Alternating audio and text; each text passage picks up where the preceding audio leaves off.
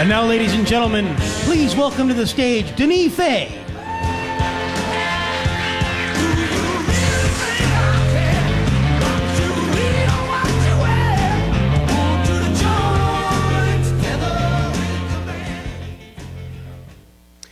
In college, my friend Mark always made a point of being cooler than me. He was always the one with a quicker comeback, always the one scoring with the ladies, and as I learned, because college is an experimental time, always the one with a bigger wiener. But if that weren't bad enough, after he graduated from college, in what I thought was his coolness coup de grace, Mark went to Bosnia to become a war correspondent. I'm pretty sure he did it despite me. Mind you, I could have hopped the next plane to Iraq and trumped him, but as I packed my bags, my wife Sandy, the practical one in our family, quickly pointed out that living in war zones tends to bring a slight chance of death. So I needed another plan. Sandy worked up an Excel spreadsheet. We needed somewhere exotic, exciting, and preferably with little or no ethnic cleansing. We settled on Australia. Strangely, there's less call for war correspondents down under than you'd imagine. So I instead landed equally prestigious work covering Melbourne's booming microbrew scene. Mark could cover his little atrocities for Newsweek or whatever. I was writing about beer in Australia. Genocide? Beer. Meanwhile, Mark had long returned home, and his time abroad had become the stuff of legend to the blank-eyed, cud-chewing herd that made up our little circle of friends. So now, after 5 hard years, or maybe 6, I can't quite remember, my time spent in Oz was a bit of a blur, but either way, it was time for me to return home and let my legend begin. But the day we came home, there was no parade, no ticker tape. No one wanted to hear about Mountain Goat Beer's Surefoot Stout or Geelong Brewery's Piss Lager. No one. And you know why? Because all eyes were on Mark. Again, he had trumped me. Mark had married himself a lesbian. And not just any lesbian, but a hot, rich lesbian who, for their first anniversary, rented him a high-class hooker who, I'm told, looked just like Daryl Hannah in Splash. But you know, the parts where she has legs and not fins. And the 3 of them had sex. I'm pretty sure he did that to spite me, too. Now, it's not that I want Sandy to rent us a 1984 Daryl Hannah, or a 1976 Suzanne Summers, or a 1997 Lucy Liu. I'm not into that, but okay, that's not true. I'd very much like Sandy to rent me a 1976 Suzanne Summers, but the logistics would be staggering. I mean, the health screening process alone. I wouldn't want to get a dirty 1976 Suzanne Summers because... okay, that's not true either. I'd love a dirty 1976 Suzanne Summers. But it isn't going to happen, because I'm just not cool enough to cope with a situation like that. And Mark is. That's the rub.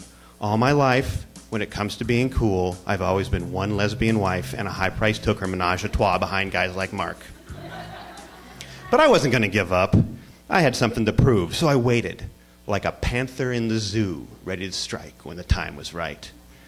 Mark, conversely, had nothing to prove. He was a former war correspondent with a huge wiener and a hot, rich lesbian wife.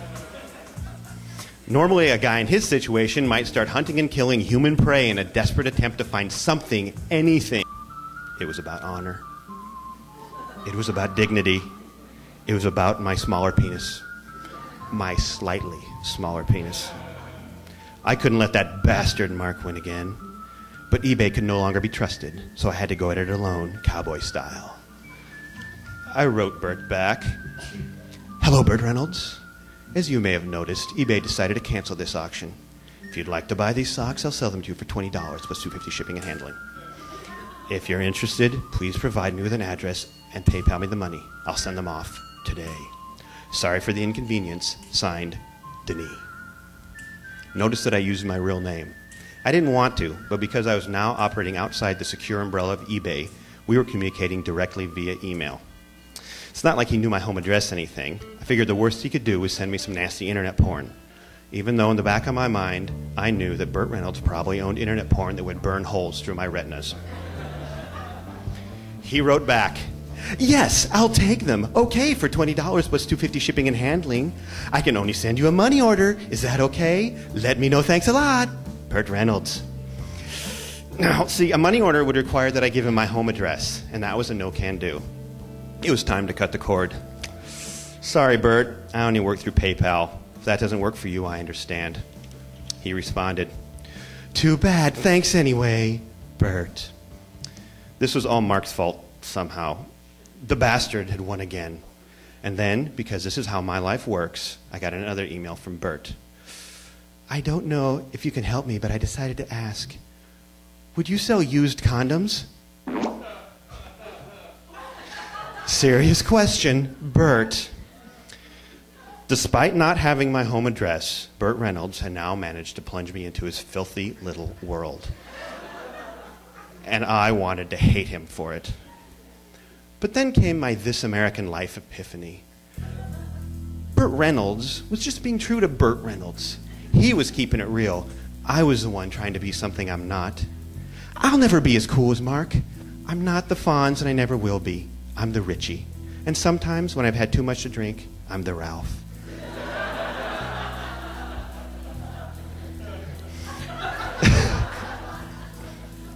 Either way, I'll never play boner ping pong with a fancy hooker and a lesbian wife, and that's okay.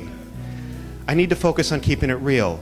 It's just kind of sad it took a faceless sexual deviant who beats off into dirty socks and does something with used condoms to teach me about it. I burned the socks, changed my email address, and scrubbed myself in a scalding shower until my pores bled.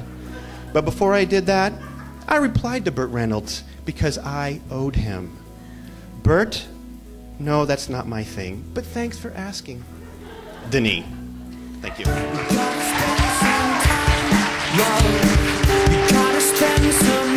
Denis DV.